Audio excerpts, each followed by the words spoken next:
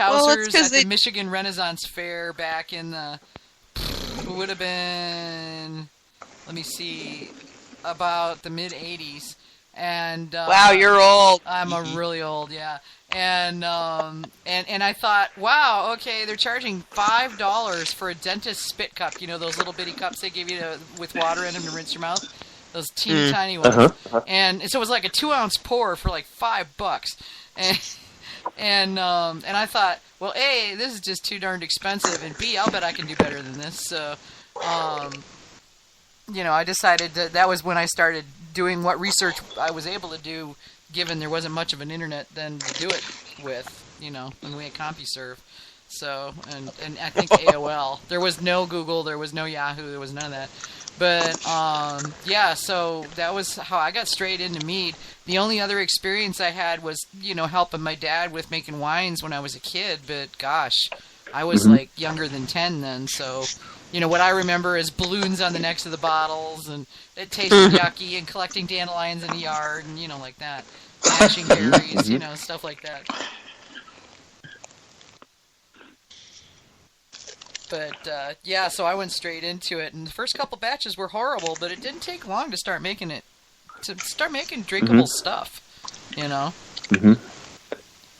I think the thing that frustrated me at the beginning is I would make terrible stuff, and I would have no idea what I did wrong or why. And then it's like, and trying to figure that out. I mean, nobody to ask, nobody knew, and, there wasn't references, and, why would there be a fault, and what you might have done to prevent it, or what you could possibly do to fix it after the fact. Not, you can't always fix it, but, and so then I made mead for so long, and I won some medals, but then, Jeannie and I started thinking seriously about going commercial. We still are. We're still home brewers. We don't have a location, and if you don't have a location, you don't have anything. Mm-hmm. But, I started taking some enology courses online. It's pretty amazing. You take these university-level courses, in another state, and it basically kind of rocked my world, because I thought, oh, yeah, I know about mead making. I've been brewing for a while. Yeah, I kind of know my stuff.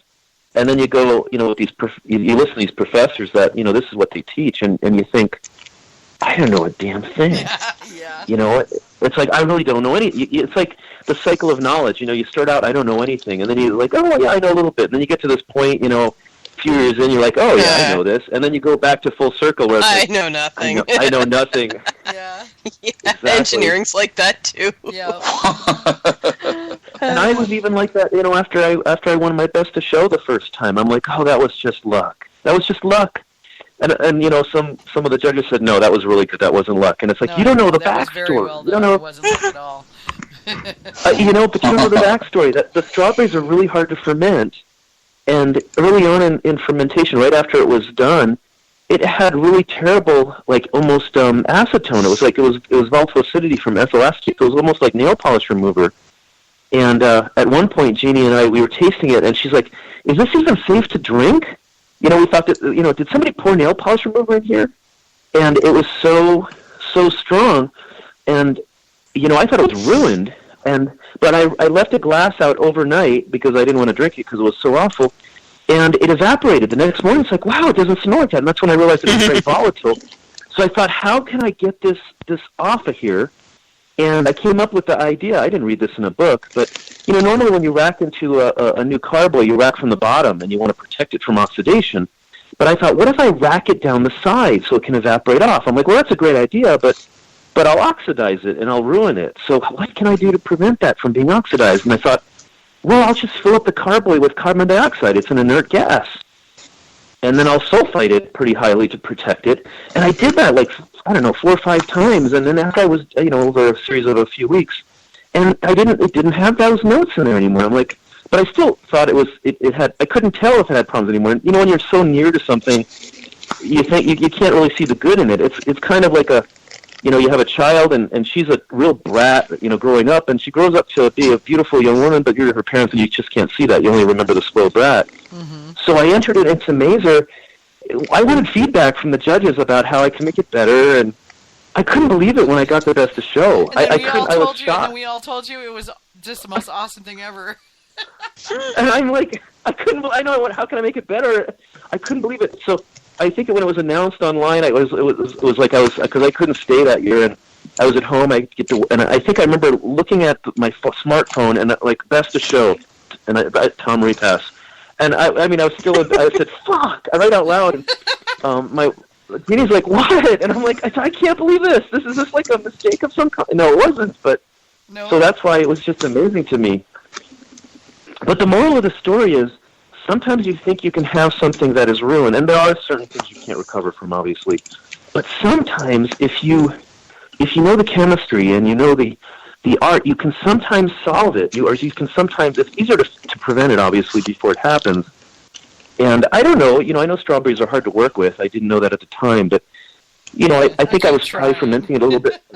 Yeah, I was fermenting a little warm. I think I did it in August or something, or September, so I think maybe it was temperature that did it. But whatever it was, I was able to get it, to take care of it. So that was amazing to me, but I was still just absolutely shocked that I got that. Well, I've decided that my next batch of strawberry, and I missed strawberry season at home this year, so I didn't get my usual 25 pounds to freeze, but next spring, I'm going to get my 25 pounds, and then next winter in, January, I'm going to do it in the basement, which stays at 68 even in the summertime. So it'll be 55, 60 down there, Oh, absolutely. Yeah. So even if we have a temperature spike, I'm gonna pitch that puppy downstairs where there's just no chance that it's gonna do this whole. Oh wait, we're gonna do 90 tomorrow. And I've had 2 strawberry meads blow out on me because of temperature spikes. And one of them that was just perking along just fine, and we had a temperature spike, and that sucker burned dry in 48 hours after that, all the way dry. And all the way dry strawberries no fun at all. See, I had the opposite problem with my very first strawberry batch. The fucking thing bubbled for a year. Specific gravity didn't change a bit, but it bubbled for a fucking year. Dang.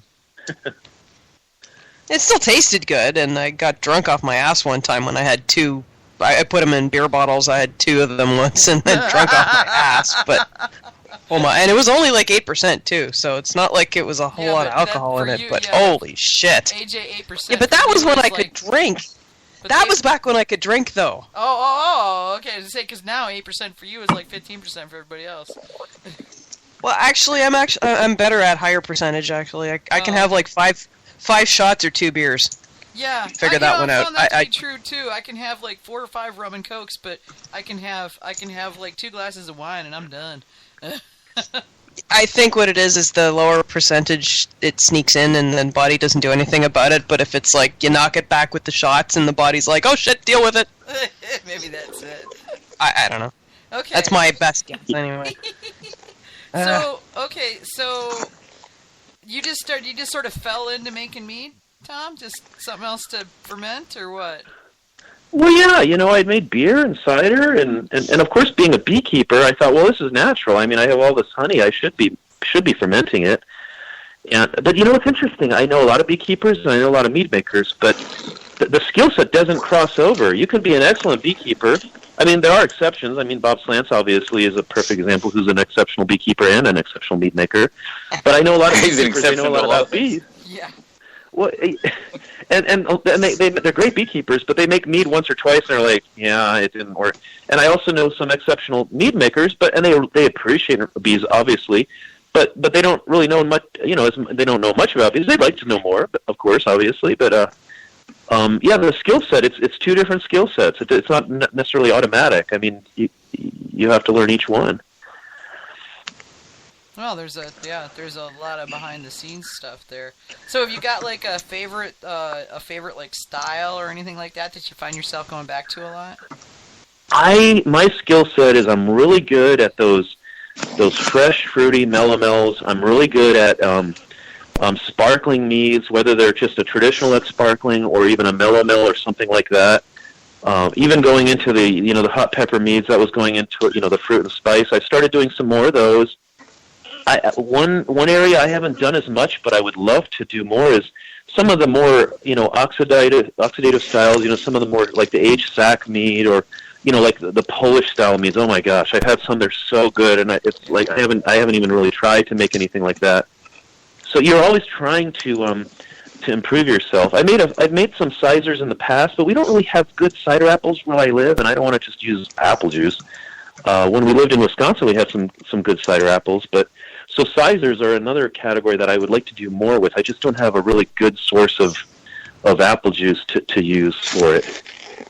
I'm fortunate. While I don't live in apple country, the state farmers market's in Raleigh, so I can go down there and all the apple growers will come in during the season, and you can get some pretty nice stuff. So, but I love ciders. They're so nice. And in fact, I think that I like them too. Yeah, that and metheglins I think are probably my two favorites right now. That tends to change every couple of years, but right at the moment, it's metheglins and ciders. And I've made session meads, and they're good. I just find it's really hard to have really. I mean, you're not going to have the strong notes as you would with a traditional or something like that. But in some of the session meads, they really seem so watered down. Well, they call them hydromel. But if you can get those fresh aromas and some flavors in there, even though it's a lower alcohol, and I was really amazed. Some of the ones that I judged at Mazer this year, they were impressive. Because even though they were low in alcohol, they were not low in flavor or aroma, and that was pretty amazing. So, I'm kind of inspired. I'm like, wow, I want to make something like that. I want to make something that's low in alcohol, but you're not going to lose the flavor or aroma just because it's lower in alcohol. Yeah, there are some really amazing ones. There's a lot of session mead going on because they're easy to professionally because they're easy to flip. They're quick to ferment and fast to go to bottle, so it makes it easy to get your money back out of them, to a certain extent. But that and they use less expensive honey. No, they don't. Not at all. No, not necessarily. No, hydromels. I mean, they use. Oh, there's less. They use less of the honey. Yeah. Okay. Yeah. I thought you said less expensive honey. He's like, no, they don't. No. But yeah, but okay. Less of the expensive honey. Okay. But yeah, there was Charm City Meadworks is making some amazing ones. The guys at Cellarman's, not only are they doing session meads, they're doing dry session meads that are stunning. Absolutely stunning. And really? A lot of people have had Bee Nectar. Most of his stuff is session meads, and they're all amazing. Yes, absolutely. Yeah. So, there's a lot of really interesting stuff going on. Frank Gobet at Golden Coast doing some really neat stuff. And now everybody's playing with sours and, and Brett meads. So, there's a lot of interesting stuff going on there, too. Yeah. So, I mean, very exciting. Nice branch for us to be getting into. It's great to see people experimenting. Well, it expands. I think it's expanding. Yeah. That is such an expressive noise. That's so funny. The collab that I did at Brad's on Friday, I was at Bee Nectar all day on Friday, and we were going to do a collab, and so we checked out. We went from market to market looking for ingredients, and and we roamed around in the back, dug through the freezers and the fridges and the spice bags and boxes and stuff. And we're just kind of digging around trying to decide what we were going to do, and we threw around a whole bunch of different ideas, but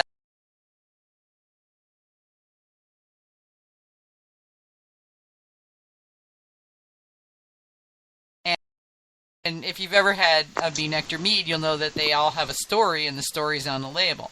So what we ended up coming up with was a variation on my grandmother's apple or cherry pie.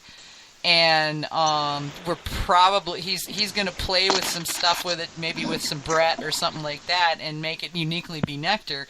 But I'm waiting for him to get back to me with the final analysis of how we're going to do this, because he ended up having to go earlier than we ran long, and he ended up having to go to a school function for the kids, and couldn't stay the whole time. But it was a lot of fun doing it, and it was just fun seeing all the neat stuff they're doing. I got to see they have a funk lab where they're playing with,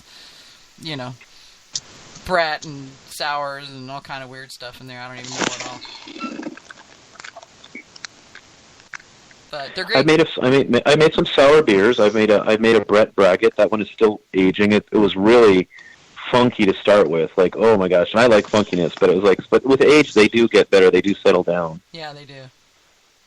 Yep. It's a neat area that we're moving into because it's stuff that was hitherto an unknown country.